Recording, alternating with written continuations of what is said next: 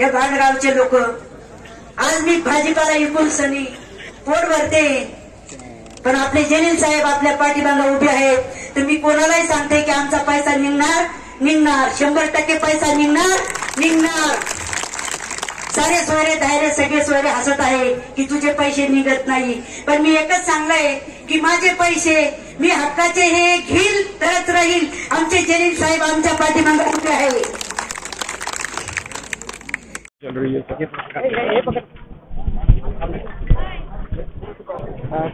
तुम्ही भेट दिली तुमचे कन्नड तालुक्यात मोठे या ठिकाणी ठेवीदार आहेत का?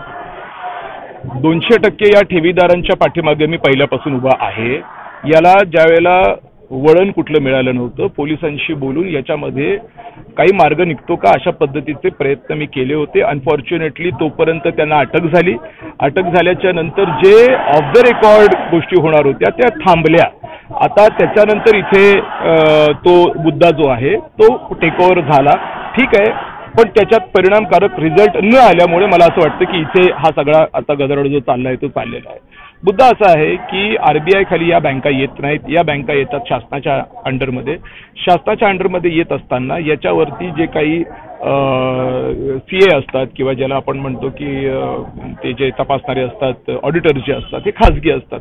हा लॅक्युना जो आहे, हा लॅक्युना राज्य शासनाचा लॅक्युना आहे, तो लेजिस्लेशनचा लॅक्युना आहे आणि हा आजपासून नाही आहे, अनेक वर्षापासूनचा लॅक्युना याच्यामध्ये आहे.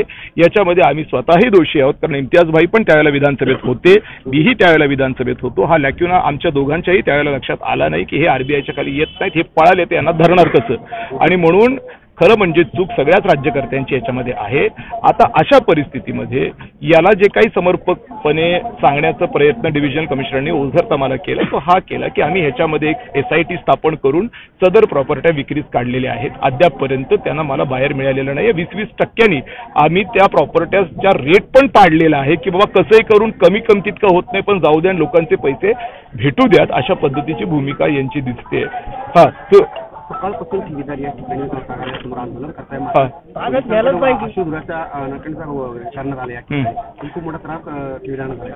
एकंदरीत लॉ अँड ऑर्डर ज्यावेळेला होतं त्यावेळेला नैसर्गिकरित्या या गोष्टी होणार आहेत. मला असं वाटतं की या आत्ताच्या स्टेजमध्ये ज्यावेळेला भावनांचा उद्रेक झालेला आहे, प्रशासनाने सुद्धा थोडंसं स्वतःला कंट्रोल करावं, लोकांनी स्वतःच थोडंसं कंट्रोल करावं, इम्तियाज भाईंनी सुद्धा स्वतःला थोडंसं कंट्रोल करावं आणि मार्ग काय काढता येईल या संदर्भातलं बोलणं करावं.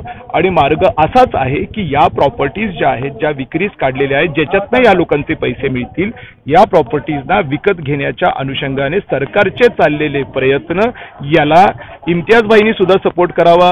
माझ्या मतदारसंघामध्ये मी जरी आमदार नसलो तरी माझ्या मतदारसंघातही काही प्रॉपर्टीज आहेत, त्या कोणी काही घेऊ शकतं का याचा आम्ही प्रयत्न करावा आणि त्यांनी आपल्या आपल्या प्रयत्नातून या प्रॉपर्टीज विकत घ्याव्यात, जेणेकरून हे प्रश्न सुटतील.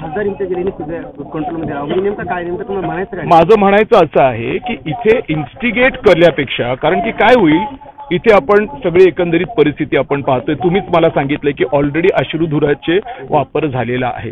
इथे लॉ अँड ऑर्डरची सिच्युएशन होऊन लोकांवरती काही असे गुन्हे, ज्याच्यात काही असे प्रॉब्लेम होऊ शकतात, ज्याच्यात जो प्रॉब्लेम आहे तो सॉल्व्ह होण्याच्या ऐवजी ॲडिशनल प्रॉब्लेम्स त्याच्यामध्ये क्रिएट होतील. अशा पद्धतीचं काही न करता याच्यामध्ये जो मार्ग आहे की सेलिंग ऑफ द प्रॉपर्टीज विका, त्याच्यामध्ये इम्तियाज भाई आज रनिंग MP आहेत. यांनी त्यांचे बिझनेस फ्रेंड जर सांगितलं ते काही इनिशिएट करू शकतात किंवा जी काही मंडळी आहेत, असं सगळेजण मिळून ही प्रॉपर्टीज घ्यायच्या आणि लोकांचे पैसे देऊन टाकायचे.